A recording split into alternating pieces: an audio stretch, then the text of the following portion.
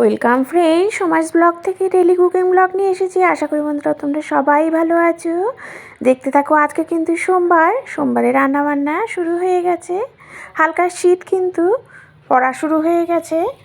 আর এই সময় কিন্তু বেশ অনেক রকমের খাবার দাবার কিন্তু আমরা রান্না করে খেতে ভালোবাসি। এই শীতে রান্নাঘরে থাকতেও অতটা অসুবিধা হয় না, গরমকালে যতটা অসুবিধা হয়। দেখতে থাকো। আজকে করলাম হচ্ছে পরোটা, চিকন সাইজের পরোটা করেছি। তারপরে হচ্ছে কাতলা মাছ করব। কাতলা মাছের দেখো আলু দিয়ে কাতলা মাছ করব, একদম অনুষ্ঠান বাড়ির মতো দারুণ হয় কিন্তু এইভাবে কাতলা মাছ করলে। দেখতে থাকো তোমরা। মাছগুলোকে আমি ভেজে নিচ্ছি। যেহেতু আমি খুব তেলে রান্না করি না, এই জন্য কিন্তু আমি প্রথম থেকে তেলটা কম দেওয়ার চেষ্টা করি, কারণ যাতে তেলটা ওয়েস্ট না হয়। আর একটা পেস্ট নেব, পেঁয়াজ, আদা, রসুন, কাঁচা লঙ্কা। তার সাথে দেব হচ্ছে একটু গোটা জিরে, পেস্ট করে নেব। দেখো একসাথেই পেস্টটা করেছি, মানে অন্য রান্নায়ও দিতে পারি, যাতে এইভাবেই টাইমটা কিন্তু আমাদের বাঁচে। দিয়ে দিচ্ছি তেলের মধ্যে যে গোটা জিরে ফোড়ন দেওয়ার পর আলুগুলো ভেজে নেব।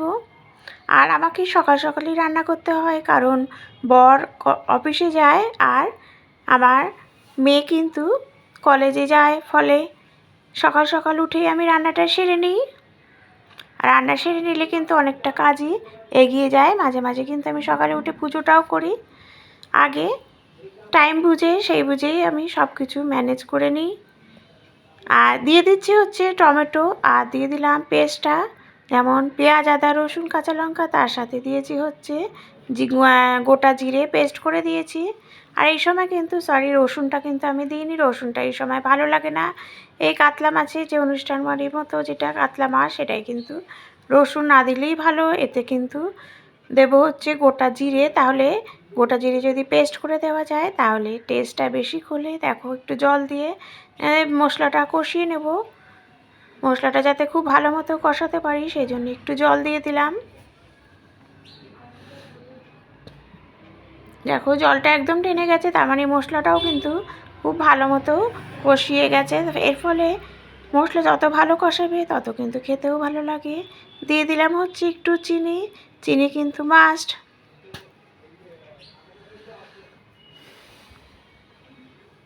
আর একটু জল দিয়ে দিচ্ছি। জল দেওয়ার পরে মাছটাও দিয়ে দেব। কাতলা মাছ কিন্তু খুবই খেতে ভালো লাগে। এরকমভাবে যদি পেটির সাইজে এরকম লম্বা লম্বা কাতলা মাছগুলোয় খুব তেলও থাকে আর খেতেও খুব টেস্ট হয়। দেখো এবার ঢেকে দেব।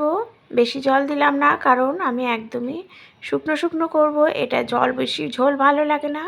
একটা এলাচ দিয়ে এলাচটা থেতো করে নামিয়ে দেবে ফোটানোর সময়, ব্যাস রেডি হয়ে যাবে।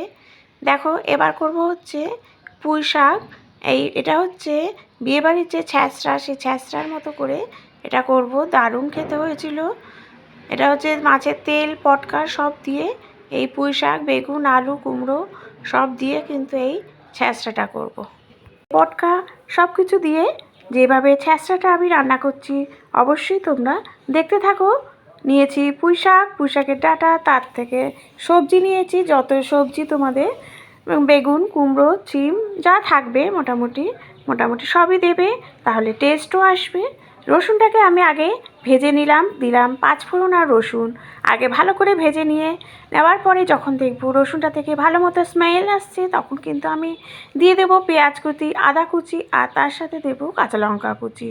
তারপরে তেলটা মাছের তেলটা দেওয়ার পরে তেল, পটকা সব কিছু দিয়ে যখন একটু ভালো করে আমি আগে একটু ভেজে নেব তেলটা, তারপরে দিয়ে দেবো ভেজিটেবলগুলো।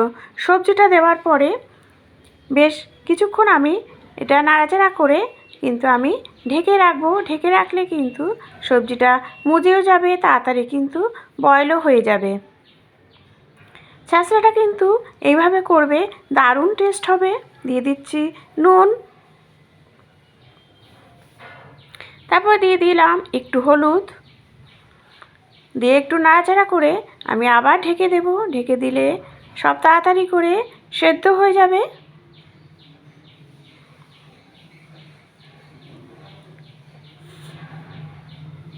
আর বিয়েবাড়ির এই ছ্যাঁচড়ায় কিন্তু মেন ইনগ্রিডিয়েন্টস হচ্ছে রসুন। রসুনটা দেবে, তাহলে কিন্তু টেস্টটা আরও ভালো খুলবে। দিয়ে দিচ্ছি একটু লঙ্কার গুঁড়ো, দিয়ে দিলাম ধনে আর জিরের গুঁড়ো, আর তার সাথে একটু নুন আর কাঁচা লঙ্কা আমি সবজির মধ্যে কুচিয়ে দিয়ে দিয়েছি। দেখো, আবার ঢেকে রাখবো। ঢেকে দেখো কতটা সুন্দর কালারও চলে এসছে, আর সব কিন্তু খুব সুন্দরভাবে মজেও গেছে। ঠিক এই সময় আমি গ্যাসটা নিভিয়ে রাখবো, কিছুক্ষণ পরে নামিয়ে দেব। দেখো কত সুন্দর একটা টেক্সচার এসছে। দারুণ এই রেসিপিটা একবার তোমরা করে কমেন্ট করো। Thank you.